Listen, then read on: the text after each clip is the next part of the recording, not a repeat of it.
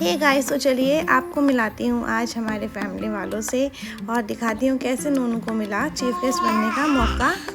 हाँ जी, नोनू की भी पीछे से मंजूरी आ चुकी है। तो चलिए स्टार्टिंग करते हैं आपको भगवान जी के दर्शन करा के। ये है मेरे मायके का मंदिर, क्योंकि मैं गई हूँ राखी सेलिब्रेशन के लिए अपने मायके, जहाँ पे नोनू को मिला बहुत ही स्पेशल ट्रीटमेंट। वो इसलिए क्योंकि वो किसी को भी पहचान नहीं रही थी, तो सभी उसे घेर के बैठे हैं अपनी दोस्ती करवाने के लिए।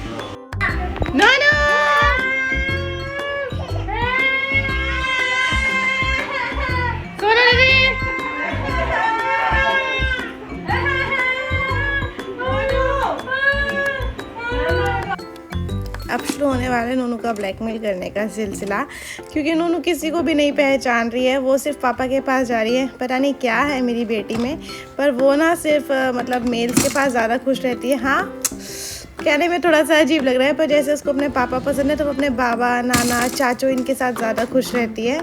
तो चलिए अब यहाँ पे इसने दीदी की करवाई थोड़ी सी पिटाई, क्योंकि दीदी ने बहुत किलसा लिया। और अब शुरू हुआ नोनू पे इमोशनल अत्याचार। सबसे पहले तूने इसी को देखा था, अपनी बड़ी बहन को। मैं आपकी पोती भी मैं छाप की गई सबसे पहले, मम्मा से भी पहले किया था मैंने तो। अरे मैं तो 1 महीना रुक के आई थी इसके पास। वो तो कुछ नहीं होता, मालिश करी थी, इसको मिलाया था। ऐसे तो कुछ नहीं होता, ऐसे कुछ नहीं होता नानी, ऐसे वाला तो कुछ नहीं होता। सबसे पहले तो मेरी दीदी ने लिया था, मेरे पापा के बाद मेरी पोती भी मेरी दीदी छाप कर ली थी हॉस्पिटल में। काली काली पोती करा था मैं, ब्लैक पोती करा था मैं। और फिर मैं दीदी के साथ फोटो भी खींचता था। यहाँ पे कोई है छुपी हो इसका गई, पैर खोल दे, ये टेढ़ी हो रही है, गिरेगी। ओए माँ, बस थोड़े छिल जाएंगे, थोड़ा सा पैर एच करो, एच ना भाई, टेढ़ी हो रही है मम्मी।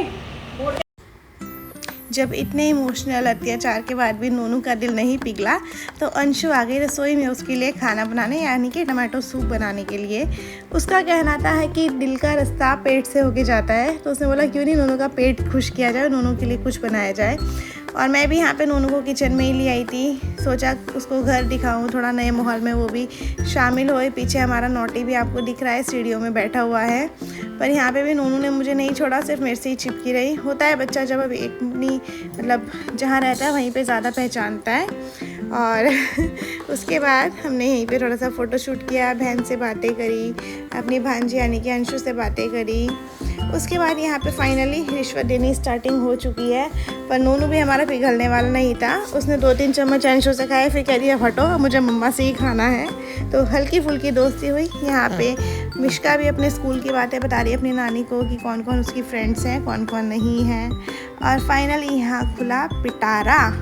हाँ जी, पिटारा इसलिए बोलूँगी क्योंकि मम्मी ने मेरे बहुत सारे सूट सिलवाए थे, जिनका मैं बहुत टाइम से वेट कर रही थी। क्योंकि ऑफिस जाती हूँ, साइज़ कभी बढ़ रहा है कभी घट रहा है, तो कपड़े ही नहीं थे, मतलब गिने चुने 4-5 ही सूट थे, वही पहनो और ऑफिस चले जाओ। तो यहाँ पे मेरे अच्छे अच्छे नए नए सूट रेडी होके आ गए थे, और मेरी खुशी तो बोलते ना 7वें आसमान पे थी।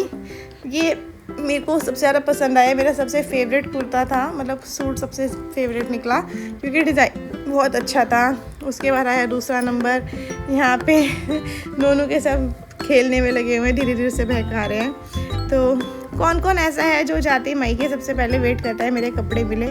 मुझे तो बड़ा वेट रहता है, क्योंकि मैं बहुत कम लेती हूँ। यहाँ पर इस बार मैंने फाइनली सिलवा ही लिए। कुछ महीने पहले तक ऐसा था कि मम्मी के जाओ तो जितना दिन करे उतने दिन रह लो, क्योंकि ऑफिस से भी छुट्टी मिल ही जाती थी।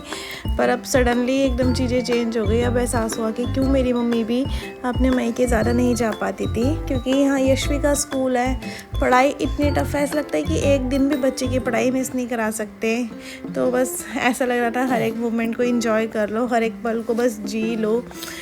मम्मी एक एक करके चीज़ें दिखाई जा रही थी, मैं देखे जा रही थी। वही वेट था दूसरी वाली सिस्टर के भी आने का, पर वो अगले दिन आनी थी। तो हमने कहा कोई बात नहीं, तब तक हम ये सब चीज़ें करते हैं।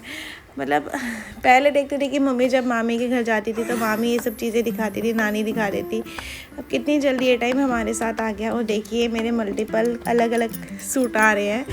अगर आपको इनमें से कोई सा अच्छा लगे तो ज़रूर बताना आपको कैसा लगा। यहाँ पे नूनू भाई भी आए निरीक्षण करने के लिए। मम्मा छोड़ो मुझे दिखाओ, मैं बताऊंगी कैसा लग रहा है कैसा नहीं लग रहा। तो यहाँ पे नूनू भी खेल रही है आराम से। हाँ, मेरे वॉइस रिकॉर्ड करते टाइम पीछे से मेरे बच्चे पूरा साथ दे रहे हैं म्यूज़िक में। कोई कभी खिलौना बजा रहा है, कभी कोई कुछ कर रहा है। और यहाँ पे बारी आई सबसे एक्साइटेड पार्ट की, क्योंकि मैंने ना इस बार ये ऑनलाइन मेहंदी के स्टेंसिल मंगाए थे और मैंने 1 महीने से मंगा के रखे हुए थे कि भाई मैं ना रक्षाबंधन पे लेकर आऊँगी तो सभी इसी से मेहंदी लगाएंगे। तो यहाँ पे मैंने सबको दिखाया और सभी को बहुत पसंद आए, क्योंकि ना बहन तो फिर भी लगवा लेती है ठीक से, पर मेरी मम्मी को पता है क्या रहता है, तू ऐसा कर एक ना पताशा बना दे बीच के अंदर, है ना, और मैं पोरवे कर लूँगी। तो मेरा मन था नहीं सभी के हाथों पे एक जैसी मेहंदी लगी हो, तो बस मैंने वही सबको दिखाया। और इसके बाद शुरू हुआ हमारे साथ एक बहुत बड़ा धोखा। तो वो जाने के लिए आइए मिलते हैं पार्ट 2 में।